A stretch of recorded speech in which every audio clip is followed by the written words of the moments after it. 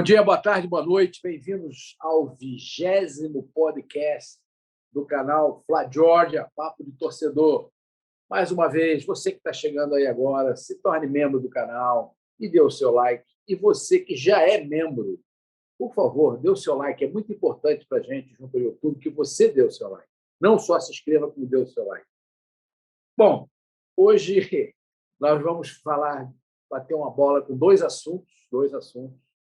O primeiro deles, não por ordem de colocação, mas por ordem de comentário, será a nossa fatídica partida de sábado contra o Palmeiras na decisão da Libertadores, em que o Flamengo, lá em Montevidéu, em que o Flamengo perdeu de 2-1 na prorrogação, com um gol absurdo, né? do bom jogador Andrés. E, obviamente, que a gente não perdeu aquele jogo por causa daquela falha do André. Tem um conjunto de fatores aí que nos levaram a essa derrota. Então, primeiro é comentar o jogo e depois a gente vai fazer uma reflexão sobre a situação estrutural do departamento de futebol do Flamengo.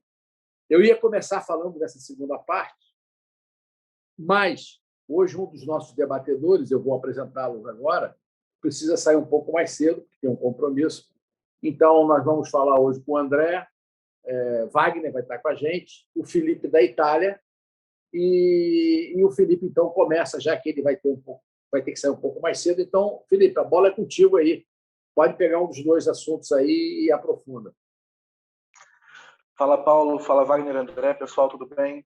Bom, hoje a gente está fazendo o podcast daquela maneira que a gente não queria fazer de jeito nenhum, né? Tristes, difícil dormir, a gente não para de reviver o jogo.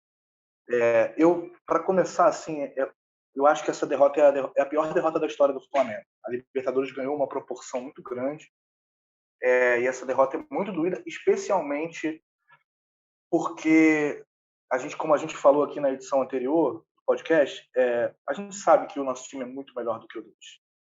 E como o Paulo falou, essa derrota não acontece na bola do Michael, essa derrota não acontece na cabeçada do Bruno Henrique, essa derrota não acontece na falha do Andrés. Essa derrota é uma conjunção de fatores que a gente torceu muito para que não fossem suficientes para que a gente perdesse o título, mas infelizmente para nós eles foram. Curioso que a Bíblia dessa gestão, quando entrou lá atrás, que é a mesma turma, né, em 2013, aquele livro A Bola Não Entra Por Acaso, do pessoal do Barcelona, né? E aquele livro acho que é uma boa explicação de a gente não ter vencido essa Libertadores. A bola não entra por acaso mesmo. A gente foi para uma final sem técnico e jogou contra um time que tinha um técnico, que não é brilhante, que não é genial, que não é o Jorge Jesus, mas é um técnico. Eu só queria fazer uma outra observação para o pessoal da sequência, que eu faço a seguinte reflexão. É muito dolorido, somos muito superiores, entregamos uma Libertadores pelos nossos erros, como foi no Brasileiro, em pontos corridos, mas eu acho que numa leitura, para a gente tentar ter alguma visão mais positiva, o Flamengo passou a frequentar jogos que ele não frequentava desde a época do Zico. Então, o que vai acontecer a partir de agora, numa perspectiva de 10, 15 anos, 20 anos, é que a gente vai passar a viver vitórias muito gloriosas, como foi em 2019, como foi no Brasileiro de 2019 e a Libertadores, e derrotas doídas que a gente não tinha, porque a gente não chegava nesse ponto. E essas derrotas e essas vitórias vão acontecer em dias com muita justiça, em dias com pouca justiça, com um juiz que erra um pênalti, com um VAR errado, com uma bola na mão, com uma bola na trave, com um gol aos 45, com a falha de um jogador. Ou com o erro da diretoria por não ter um técnico, por não ter um departamento médico. O River era o time mais vencedor da América do Sul até enfrentar o Flamengo. Tinha feito 3 finais em 5 anos. Ganhou do Boca em Madrid, eliminou o Boca na semifinal em 2019 e perdeu aquela final para o Flamengo. Daquele jeito que perdeu. Um jogo equilibrado, mas perdendo daquela forma. O Flamengo vai passar a ter, no nosso horizonte, jogos gloriosos e alguns jogos que sejam muito minoria, mas alguns jogos, algumas derrotas que a gente não vivia, porque a gente morria lá na primeira fase. que basicamente é isso. Eu diria que é uma forma otimista, de ver essa derrota. Mas vou ser um pouco mais contundente, um pouquinho depois eu vou deixar os nossos amigos falarem, porque, cara, estava tão claro esse processo de degradação estrutural dessa área do Flamengo, né, de futebol. A gente vinha falando, todo mundo vinha falando, nós não somos gênios, obviamente. É óbvio que chegou onde chegou, né? O departamento médico, fisiologia, estrutura dos campos. Cara, uma coisa, só para passar a bola. A gente fala assim, né? Pô, o Renato enganou todo mundo, né? O Renato, porra, era um cara que a gente tinha, tanto é quando ele entrou, porra, tal, que cara fantástico, esse técnico e tal. Ele podia enganar a mim, a você, ao André, ao Wagner, mas não pode enganar ao profissional, a estrutura profissional do Flamengo, que tem que analisar. Será que não entrevistaram alguns jogadores? Eu tive uma entrevista com um jogador que foi treinado pelo Renato. O Renato realmente é bom, ele une o vestiário, mas ele é um cara que dá muito rachão, ele não tem muita estratégia. Todo mundo, eles sabiam disso, cara. Não sou eu que tenho que saber, eu não me propus a ser vice-presidente de futebol do Flamengo, nem diretor do Flamengo. Porra, tem uma estrutura lá para ver isso. Eles não podiam ter cometido esse engano. Nós podemos ter cometido essa... Ficamos assim, ufânicos. Puxa, agora o Renato vai resolver. Aí resolveu no início e tal. Então, assim, vamos aprofundar um pouco mais quando entrar na parte da estrutura do departamento de futebol. E esses erros vinham se repetindo, cancelamentos de call conference do presidente para o Braz e o departamento médico mandando o Pedro jogar bola. E o cara, porra, logo depois fez uma cirurgia que ele foi procurar um médico dele particular. O Arrascaeta levou 45 dias, sei lá quanto tempo para voltar. Lá atrás ele ficou em 2 semanas, fez uma cirurgia e voltou para jogar. Não me engano, a semifinal da Libertadores, não me lembro agora.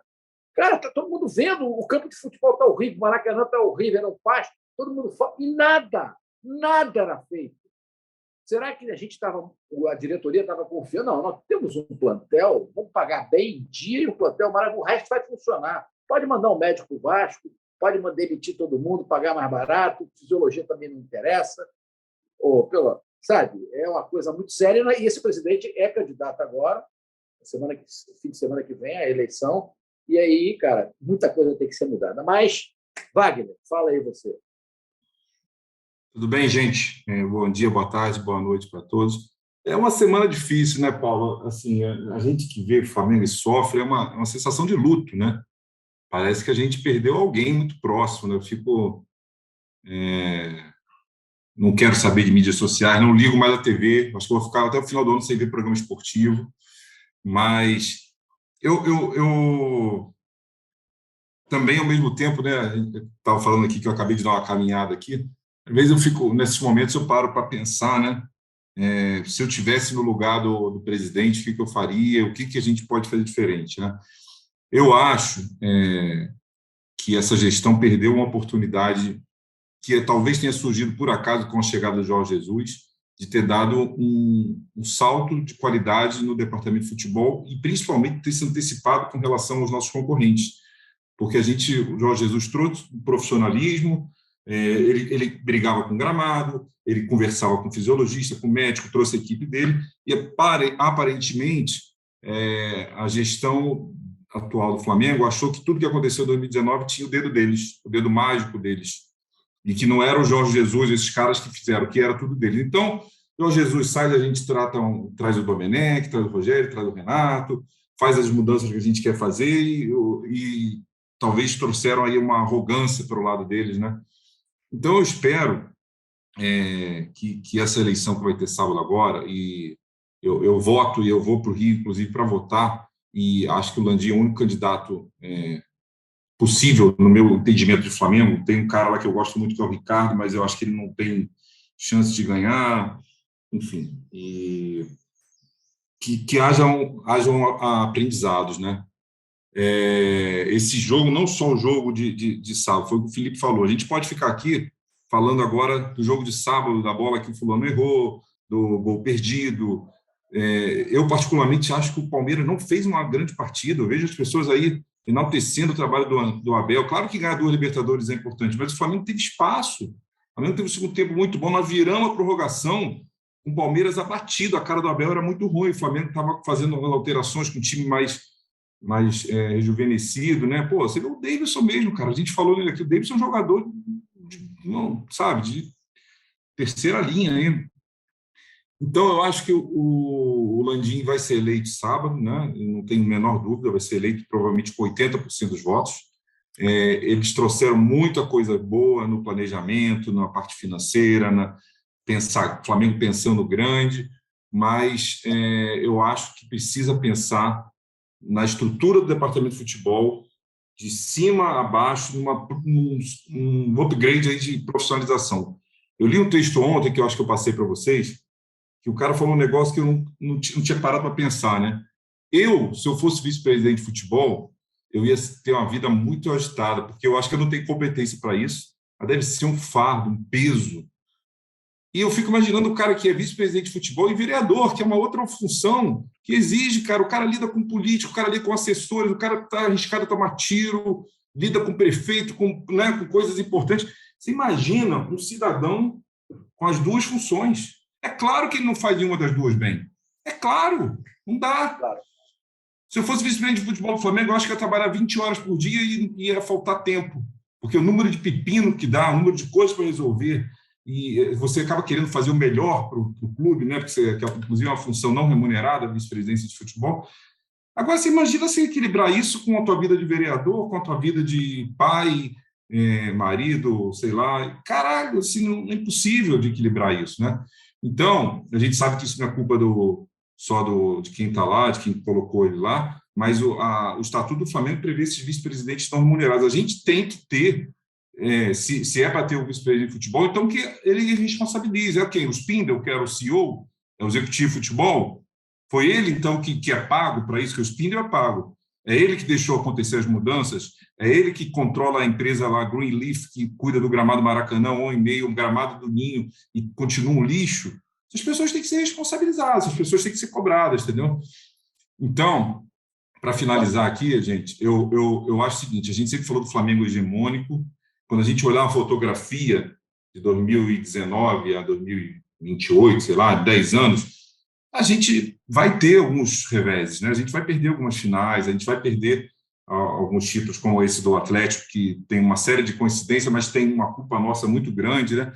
Então, assim, chegar em finais é importante, estar sempre brigando, nós já estamos na Libertadores ano que vem, vamos ser vice no Brasileiro, chegamos na semifinal com o Brasil, isso é importante num período longo. Tirando o Bayern de Munique, isso acontece no clube no mundo inteiro. Barcelona passa ali 2, 3 anos sem ganhar, o Real Madrid também, na Itália teve a Juventus agora que foi hegemônica, mas antes era a Inter, né? A Inter está voltando agora.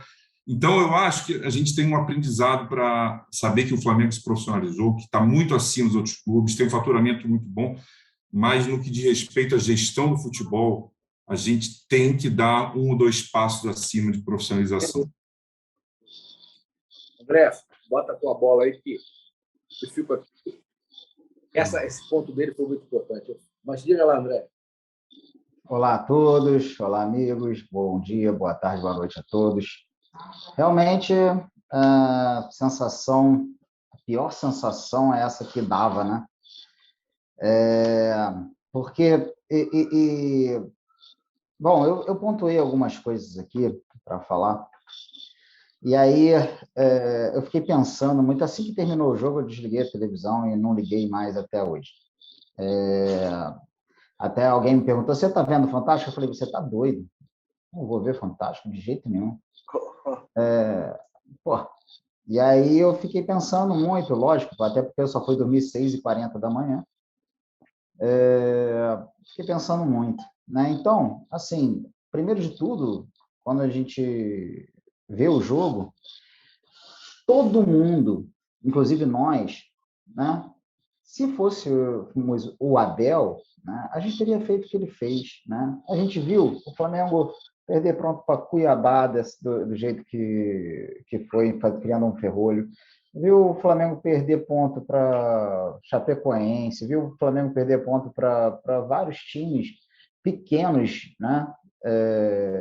Comparado ao Flamengo, com um time muito inferior ao do Palmeiras, fazendo um ferrolho, né?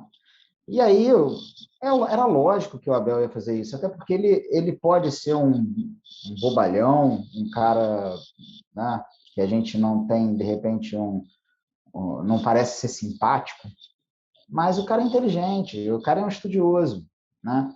E ele tem uma tática, ele tem variação de jogo, ele consegue passar para os jogadores, né? Toda hora ele está ali falando com os jogadores. Tinha vezes que aparecia o Renato Gaúcho sentado no banco, estatelado, olhando para o campo. E o Abel ali na beira do campo, falando, vem para cá, vai para lá, posicionando. Pô, quem estava falando mais na beirada do campo era o Felipe Luiz. Claro. Sabe? Então a gente realmente não tinha técnica. Então ali a gente começou perdendo para o Abel. Né? A gente começou perdendo para o Abel há 2 meses atrás. Né? Outra coisa. O preparo físico do Flamengo durante o jogo foi nitidamente abaixo do Palmeiras. Nitidamente. Você via o Flamengo e os caras mordendo em cima, uma vontade, parecia que eles tinham que ganhar aquilo ali, porque aquilo ali era o prato de comida deles. Onde estava um jogador do Flamengo, tinha 2 do Palmeiras. Né? E uma tarde infeliz de vários jogadores do Flamengo, né? O Bruno Henrique não foi bem, a bola parecia uma batata quente, coitado. Eu batia na perna dele, batia na outra. Alguns lances, lógico, o cara é um jogadoraço. O Bruno Henrique e Arrascaeta não estavam preparados. O Arrascaeta, até no primeiro tempo, eu achei que ele estava meio que se acostumando ali estava sem tempo de jogo, eu achei. Mas ele não estava mal, não achei ele mal. No segundo tempo, eu até achei ele o melhor jogador do Flamengo no segundo tempo. O Andréas Pereira, para mim, no primeiro tempo, foi o melhor jogador do Flamengo. Foi. Né? Pois é. E aí, antes de falar dos jogadores de linha, o nosso goleiro, né, que geralmente faz diferença, ele não fez diferença esse jogo. Né? Ele fez uma grande defesa lá de mão trocada, tudo bem. Agora, mas nenhum lance. Mas o Palmeiras também não forçou tanto, realmente. Mas, por exemplo, se você for ver o primeiro gol, a bola, ele tentou pular para pegar a bola, não pegou. Mas, cara, se ele fica em pé e estica o pé, ele pegava a bola. Ele pula para pegar a bola embaixo dele, cara. É muito difícil, isso é um lance muito rápido, né? Mas é isso, é treino de reflexo. E no segundo gol, realmente a culpa foi do Andréas. Foi uma infelicidade incrível do Andréas, ele não merecia acontecer isso com ele. O Andréas vinha sendo um dos melhores jogadores do jogo pelo Flamengo e ultimamente estava vindo muito bem. Ele realmente não merecia. Aí eu digo, o Diego teve culpa? Não teve culpa, né? Ele estava ali cara a cara com outro atacante. Mas aí você lembra de outros goleiros, né? Por exemplo, o Zé Carlos, né? O Zé Grandão, falecido, saudoso Zé Carlos. Cara, o cara vinha cara a cara com ele, o Zé Carlos, ele parava que nem uma águia, assim, ó, e ficava. O cara, ele só ia quando o cara decidia. O Diego Alves escolheu o canto, cara. O cara, quando foi chutar, ele pulou para um lado. Ele escolheu o canto. E aí ele foi tentar pegar com o pé. Porra, não pode escolher canto. Não é pênalti aquilo. Entendeu? Você tem que fechar o ângulo. Eu sei que, volto a dizer, muito difícil. A culpa ali não foi dele. Mas ele poderia ter sido melhor no lance. Né? Quantas vezes a gente viu o Zé Grandão, né? O cara vir tentar driblar ele pular no pé do cara e tirar a bola. Né? O Gilmar fazia isso também muito bem. Dentre outros goleiros. Bom, beleza. Rapaziada, André, deixa eu só te interromper que eu preciso sair, vou trabalhar aqui. Segunda-feira a gente se fala. Um abraço, gente. Valeu. Bom trabalho aí, Felipe. Valeu, tchau, tchau. Então, aí eu te pergunto, do jeito que estava, a gente dominando o jogo, Palmeiras assustado, como o Wagner falou, a gente vai para a prorrogação e o Renato me bota o Kennedy. O Kennedy, que fez 4 partidas. Tirou o Everton Ribeiro ou o Bruno Henrique? Ele tirou o Everton do Ribeiro. Kennedy foi o Bruno Henrique. Bruno Henrique. O Everton Ribeiro foi o Michael. Michael um pouco antes, com 15 minutos, eu acho, do segundo tempo. Que eu falei, eu acho que o Michael não vai sentir o jogo. Parece que sentiu, né? Parece que ele estava meio que se escondendo no jogo, não sei. É um jogo muito importante, né? Mas tudo bem. Ele não foi mal, o Michael não foi mal, mas ele não foi o que ele tem sido. Aí, ele me bota o Kennedy. O que o Kennedy mostrou até hoje para o Flamengo? O que o Kennedy fez? Um gol maravilhoso. Fez um gol e acabou. Mais nada. Cara, um gol contra o Juventude, né? Só para lembrar, um gol contra o Juventude. Não foi um jogo grande, foi de 3-0. Eu não gosto do Vitinho, né? Eu tenho muitas reticências do Vitinho, mas, cara, o Vitinho nos últimos jogos vem jogando bem.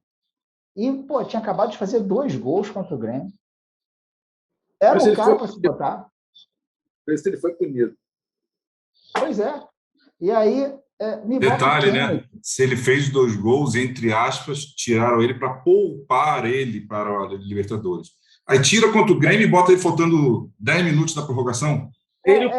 Obviamente, a escala de reserva do Flamengo, né, dos 3, vamos dizer assim, do meio para frente, começa com o Michael, que está jogando para caramba, quase a cheia do campeonato.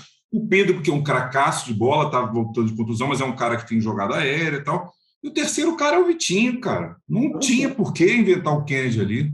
O Vitinho faz essa função ali pela lateral, fecha no meio, tem um chute de fora da área, que é uma coisa diferenciada, entendeu? Uma invenção essa entrada do Kennedy. Uma invenção. Isso foi o que eu falei. A gente não pode... Renato, realmente. Se a gente voltar no último podcast que a gente fez de preparação, eu falo assim, eu só torço para o Renato Gaúcho não atrapalhar o Flamengo. Não vir com as invencionices dele. Será óbvio. Cara, não dá. Aí, eu sinto, assim, o gol que a gente levou foi muito duro, né? Porque foi numa falha de um cara que realmente eu acho que não merecia ter feito essa falha. Vai ficar marcado, mas eu espero que a torcida que ele consiga dar a volta por cima. Levou de uma boa. Que ele é um cara excelente. Pois, André, você sabe que uma das razões, eu acho, do Renato ter sido demitido hoje, é que já tem 30 mil ingressos vendidos para amanhã. 40? Vai 40 em peso. mil. 40 mil já, 50 mil, sei lá, enfim. 40 mil. Mas aí o que ia acontecer? Ia ser um massacre contra o Renato, e amanhã a gente vai sentir a percepção da torcida com relação ao André. Vai bater palma. Garoto bom, garoto se Deus quiser. E aí cai no que a gente estava prevendo, né? O Everton fez a diferença, né? A gente deu 3 chutes em direção do gol.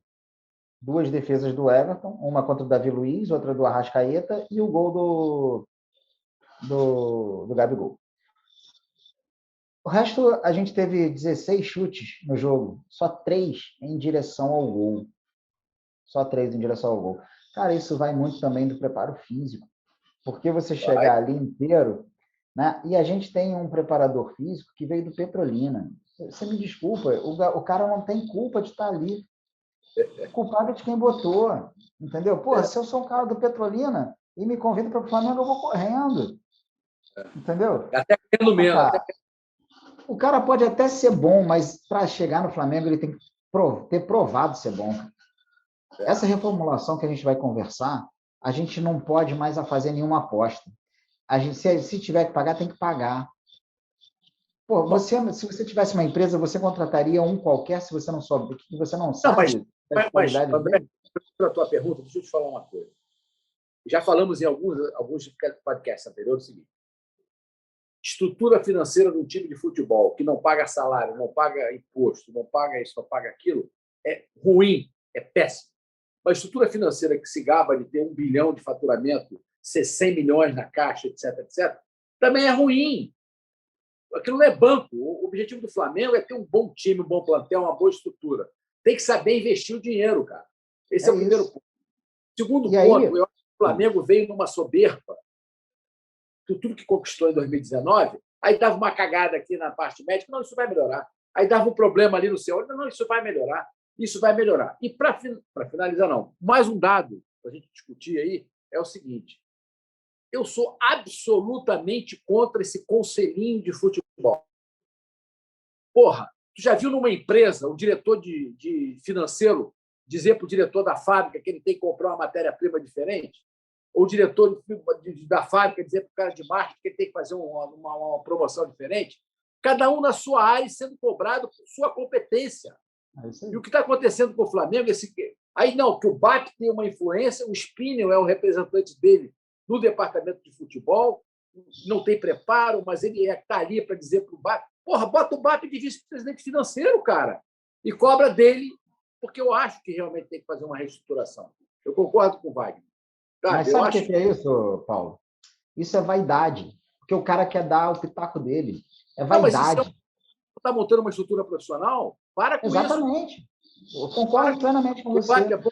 Ele quer falar de futebol? Bota ele como vice-presidente de futebol. O presidente confia nele? É confiança dele? Bota o cara lá. Deixa o cara ficar na dele. A gente contrata os melhores jogadores. Isso mesmo. E outra coisa, né, Paulo? O BAP, estou defendendo ele, mas o BAP pelo menos já está milionário, está aposentado, pode se dedicar, né? Porque o Marcos Braz nem tempo tem, né? Então ele está na função errada, porque ele não tem muito relações exteriores, não sei como é que ele qual é, mas eu tenho certeza que o vice-presidente de futebol tem muito mais trabalho que o vice-presidente de relações externas. Eu sei, é óbvio. Então, mas o BAP faz parte do conselho, né? O conselhinho. Né? Conselho, mas é esse conselhinho é que eu acho gerência negativa um sobre o outro. Por exemplo, eu ouvi hoje que tem a metade do conselho que quer o Galhardo. Tem outra metade que quer um técnico português. Porra, meu. Então, se o Landim quer profissionalizar a estrutura, ele tem, na minha opinião, que acabar com esse conselho, dar responsabilidade a quem de direito. Eu acho que está na hora. O Braz fez um excelente trabalho, está na hora de descansar, e precisa perceber que tudo que foi conquistado está sendo perdido. Então, tem que começar de novo, tem que pegar o que foi bem feito. O Flamengo não está em caos, está com estrutura financeira, tem um platel adequado, é começar daí e fazer uma coisa profissional, uma estrutura nova e um posicionamento novo. É isso que eu acho, entendeu? E esse negócio do conselho, para com isso, cara. Dá responsabilidade a cada vice-presidente e cobra depois. O Flamengo já tem conselho deliberativo, conselho fiscal. Para que criar um conselho que tira por responsabilidade daquele cara que é responsável por aquela área? Essa é a minha opinião. O que você acha, Wagner? Na verdade, né, Paulo, o grande problema que o Landim tem na mão é que o Landim fez um governo de coalizão. A turma do Marcos Braz nunca foi uma turma alinhada com essa, vamos dizer assim, esse modelo profissional que começou com o Eduardo Bandeira de Mello, do qual o Landim e o BAP faziam parte. Quando o Eduardo Bandeira, esse grupo se desconecta, em 2016, esse grupo tenta, 2015, na verdade, né, para o triênio 16, 17, 18, esse grupo tenta entrar no Flamengo novamente via Valim, o Eduardo Bandeira é reeleito. E esse grupo começa, então, a vamos dizer assim, se reorganizar e faz um governo de coalizão. O Braz é daquela esfera, daquele grupo de torcida organizada, de pessoas talvez um pouco menos preparadas assim para a parte financeira, de gestão do clube, né? E aí o Landim acaba ficando preso um pouco com essas alianças, né? Então, botar o Braz lá no vice-presidência de futebol, apesar da experiência dele, e o conselho, eu acho que era um pouco o desejo do Landim de ter o controle do futebol na mão dele. Só que, como você falou, o Braz faz um 2019 espetacular, né? Ele acerta nas contratações, o Flamengo ganha tudo. E eu acho que tem que entender que o resultado passado não garante o resultado futuro, né? Então, se 2020 foi mais ou menos 21 muito mal, por que não fazer uma troca dentro desses poderes que o Flamengo tem, dentro dessas alianças que foram feitas, e pensar em renovar? Porque, às vezes, uma pessoa lá de dentro desse grupo aí, que vá para o departamento de futebol, com a vice-presidente de futebol, vai trazer algumas ideias novas, vai corrigir os erros identificados, né? Eu acho que é o momento de passar a eleição agora, o Landim também definir seus vice-presidentes e fazer uma chacoalhada aí, dar uma chacoalhada. E dar responsabilidade a esses vice-presidentes.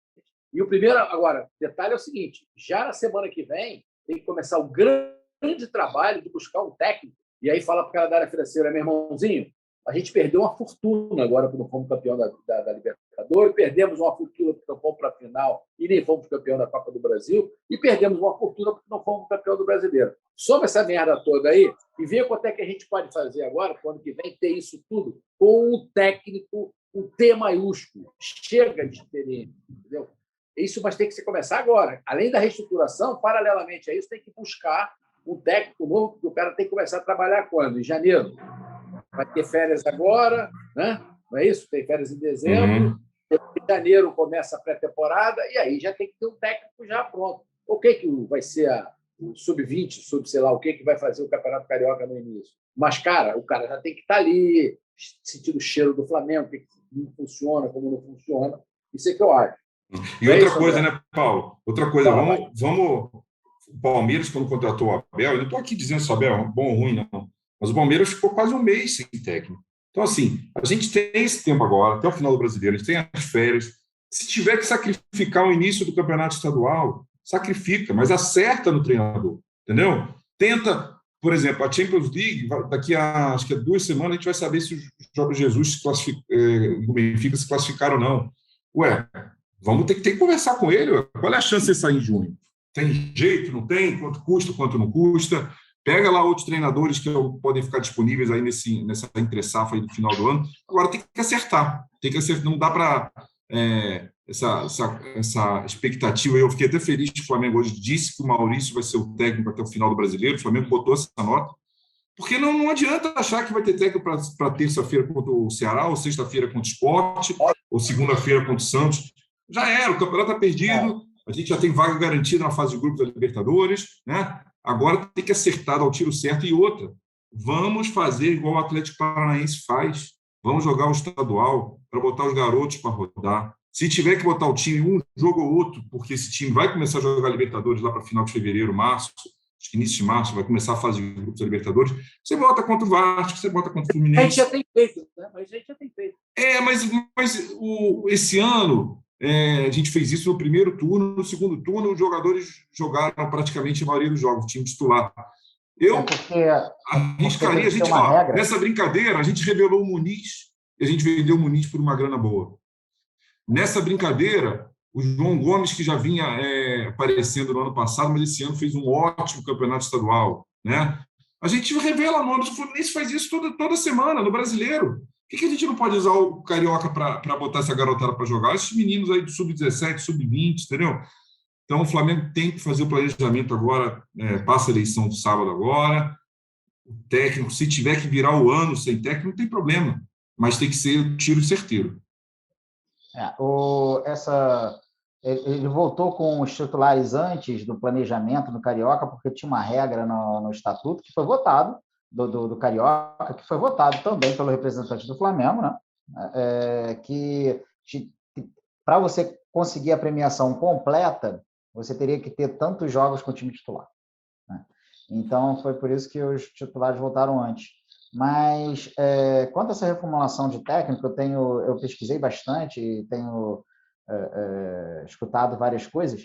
Então, assim, a princípio, o primeiro nome da diretoria que agrada, lógico que é o mais difícil, é o Jorge Jesus, né? E aí eu fui procurar, né, a respeito de Jorge Jesus lá na Europa. Estão falando que o presidente do Benfica já bateu o martelo e disse que ele não renova com o Jorge Jesus. Não renova. Esse presidente não foi que contratou, esse presidente não gosta. Não foi, exatamente. Então, ele já disse, independente se ganhar a Champions, ele não renova com vai ganhar. Jesus. E tem também uma entrevista do Jorge Jesus num jornal português, que ele diz que o sonho dele é ser campeão mundial e que ele tem certeza que ele só consegue fazer isso por uma seleção, que ele acha difícil, ou por um clube sul-americano. Né? Então, aí ele já mostra o desejo dele de voltar para a América do Sul. E dizem que ele já, independente se ele tiver que jogar a Liga Europa, porque ele caindo na Champions, ele fica classificado para a Liga Europa, igual é aqui a Libertadores com a Sul-Americana, mas se ele estiver na Liga Europa, que ele encerraria o contrato dele antes de junho. Não sei se isso é verdade. Essa eu não sei se é verdade. Isso foi uma coisa que falaram e eu não tenho assim um crédito para dar. Agora, tem gente que está falando o seguinte: pô, vai com o Maurício até junho, então, ou então até o Jorge Jesus está livre. Eu acho que a gente não pode fazer isso, né? Eu acho que a gente precisa fazer uma pré-temporada desde o início, com preparação física, com um técnico de ponta, independente do valor. Depois do Jorge Jesus, o segundo nome mais falado da diretoria do Flamengo, mais querido, é o Galhardo, né? É o Galhardo, só que ele está recebendo uma proposta muito grande do Uruguai, da seleção do Uruguai, que é uma seleção que você vê que mantém o técnico há tantos tempos, então não é Mas está meio já fora do Mundial, né? É um negócio meio broxante para o cara, né? Sim, mas é um serviço que ele vai, é um trabalho que ele vai pegar, que ele sabe que é de longo prazo, né? E com a seguinte coisa, ele ser o responsável por todas as categorias de base também do Uruguai, coisa que ele gosta de fazer, né? E com o salário do Galhardo que a Federação Uruguaia está oferecendo, o Galhardo é de 2,5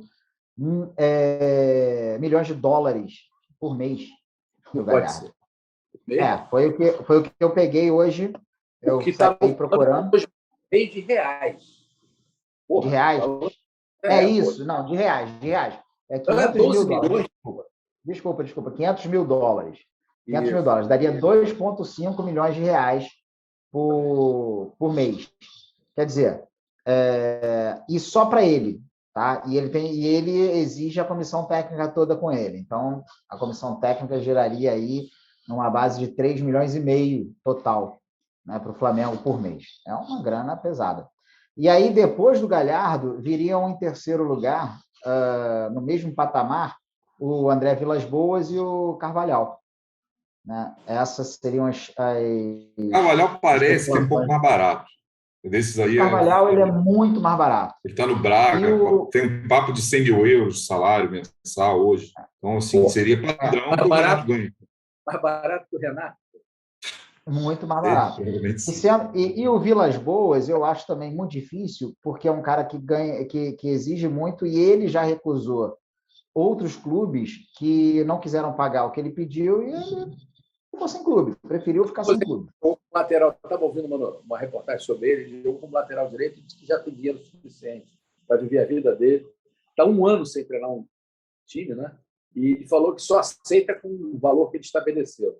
Com relação ao Jesus, deixa eu dizer uma coisa, André. Eu acho que se o Flamengo botar o garoto para treinar o time até junho, para esperar o Jesus, eu acho que o Jesus passa a ser mais importante para o Flamengo que o Flamengo para ele. É isso.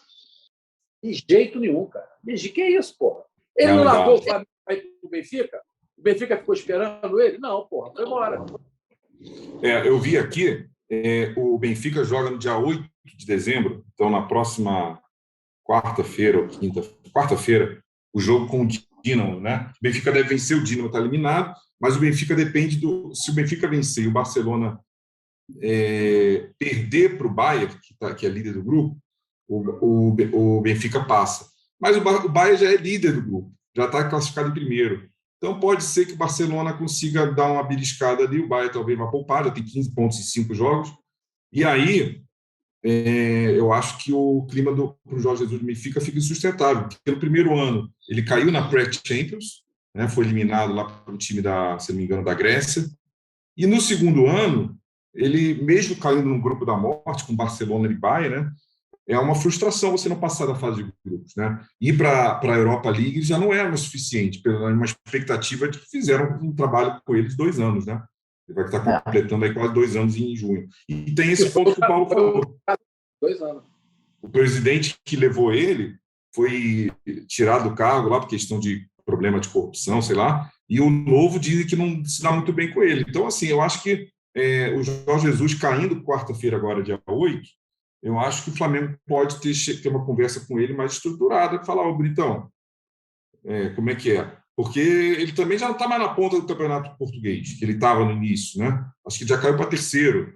O Sport e Porto parece que já assumiram a ponta, né? Então, assim, da mesma forma que eles chegaram aqui com um saco de dinheiro prometendo, se o Flamengo quer realmente trazer ele, faz uma proposta.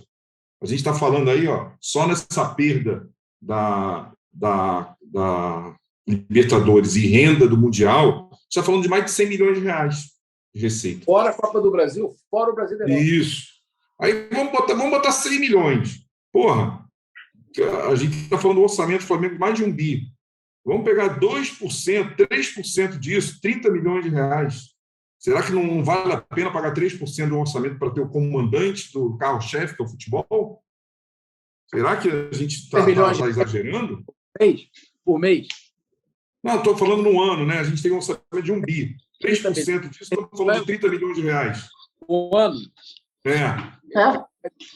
Vai dar o quê? 2 milhões e pouco por mês? Que é o que o André falou aí, que o Galhardo, entre aspas, estaria pedindo. Mas é ele, a turma dele, ou é só ele? Eu não sei os detalhes, mas eu acho que a gente tem que fazer o financeiro do Flamengo, né? Como você falou muito bem, Paulo, o Flamengo não é um banco.